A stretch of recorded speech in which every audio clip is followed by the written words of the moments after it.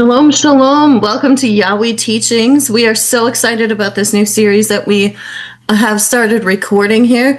This is a deep dive into the scripture, and we hope you enjoy what we have planned and what we have started here of digging into what does the scripture mean? What is it that we look at when we prepare to do some of our videos, and what's the background behind what it is that we are researching in order to put together these videos.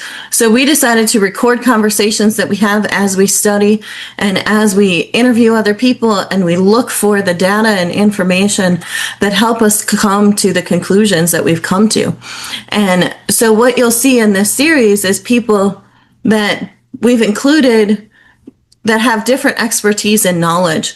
And so for starters, we've got Stephen here, who is an expert in the etymology of scripture words. And he spent over 20 years researching the biblical words from the source of them to the source in English as much as possible.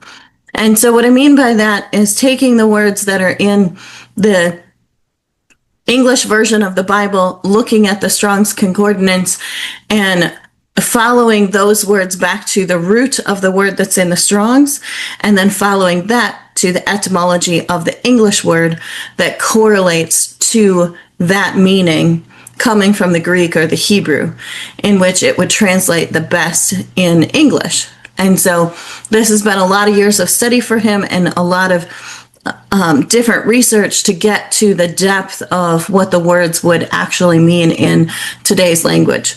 And then we also have another guest with us, Joachim, who is an expert in the Hebrew language and is giving us his perspective on what do the Hebrew words mean, what is the full representation of those words in the Hebrew culture today. And so he gives us a perspective from the Hebrew culture and the Hebrew language as of today, what some of those words would mean in their culture, along with how you would translate that into English, because it's very difficult to translate words word for word. And so they come with meanings and not just direct translation. So you'll see the beginning of that in this series, and we plan to record many more videos in this series about how we research, how we study, who we talk to, who are some of the experts that we use in order to come to the conclusions that we come to. And remember, all of this comes back to us trying to learn as much as we possibly can about what is the word of Yahweh. What is the word that was given to us?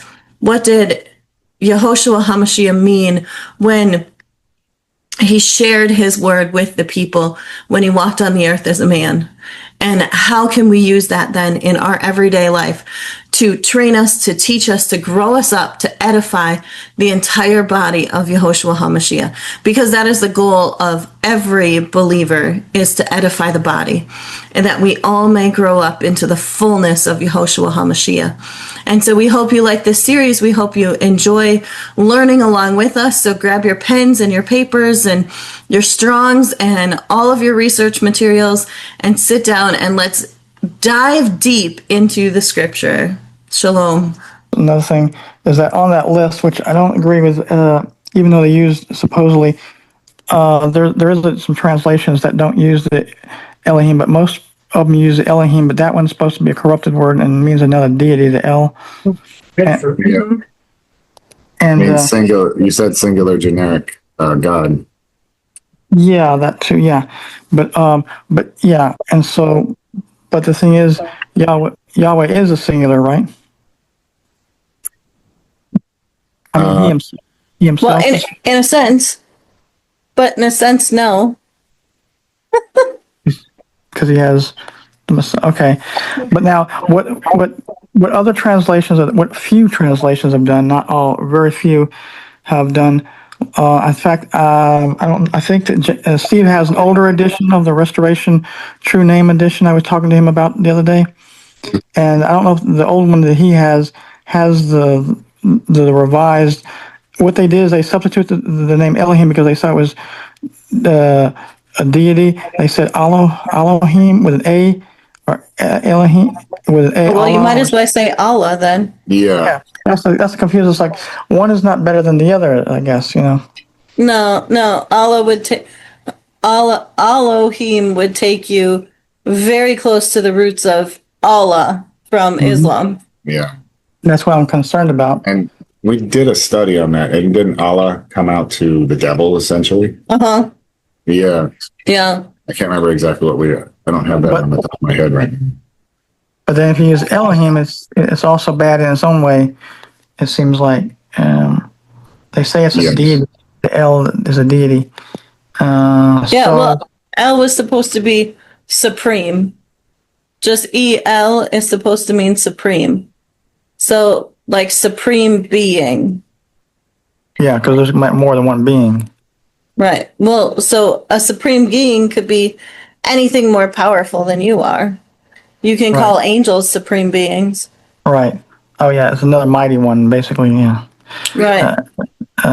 So I don't know the best way to properly, when referencing or quoting or saying a verse in place of the Elohim or Elohim or whatever, however they want to say it, in place of those words, maybe put like mighty one, because anyone's a mighty one. I would police just- and judge.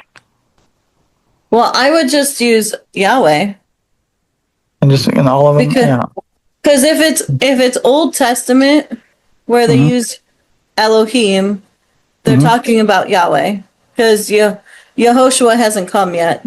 If it's New Testament that they're talking about Yehoshua, they use something in relation to, you'll find some variation of Jesus Christ or Messiah or teacher. You'll find those words in English. And then usually where it uses the word God in English, that's Yahweh. Right, and where it uses the Or Lord. very possibly, yeah. It could be Yah, yeah. If they use Father, it's almost always in reference to Yah, YAH. Take a look Okay. at 68:4. If they use God, the Greek word is almost always theos. And anywhere where it's theos, that's in reference to Yahweh, Okay. as far as I know. Do you agree with that? Are you asking Steve? Oh, Yeah. Sorry, I was asking yeah. Steven. I said, but I guess I well, what I said was anywhere where the Greek word is theos and the Strongs, I found that when they translate it into the English, it's almost always translated God, and that theos is in reference to Yahweh. Yeah, especially if it's capital G. Yes. Right. And Okay, so but- anywhere where I found those where it says theos and they've translated it God, capital G, that's always Yahweh. But then there's times, like Stephen said before in the past, some words sometimes, or maybe he's referring to the word Lord. I'm not sure.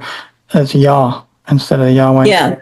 So in the New Testament, That holds true in the Old Covenant. in the New Testament, what I found is that it's the word Father that correlates to the word Yah, YAH. Okay. Okay, so when you see father, unless it's referring to like the father of lies, I guess. Well, yeah. Yes. There are a few exceptions.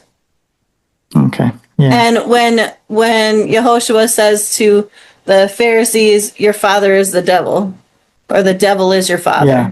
Right. then it's actually father. There's but the capital F's is where you'll find Yah.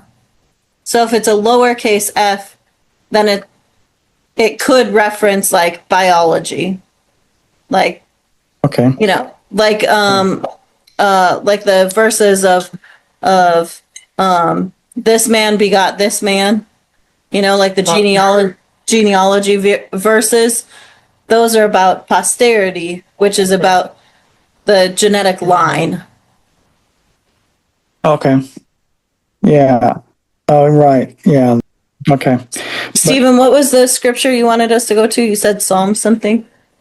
Psalm 68:4.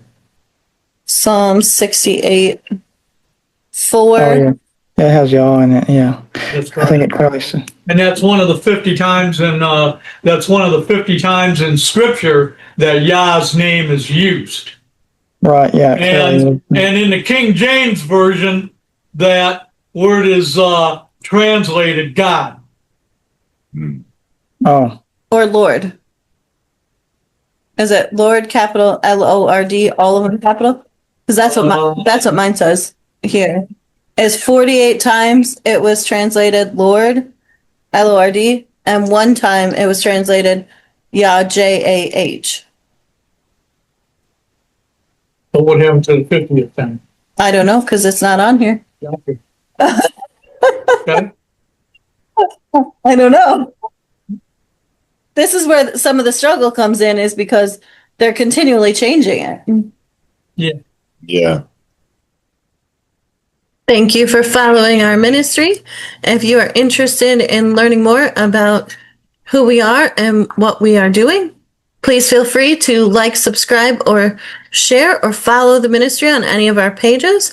If you want to donate anything to our ministry, here are the ways in which you can do so with Venmo, PayPal, or send us an email if you have any questions or need additional information. Thank you.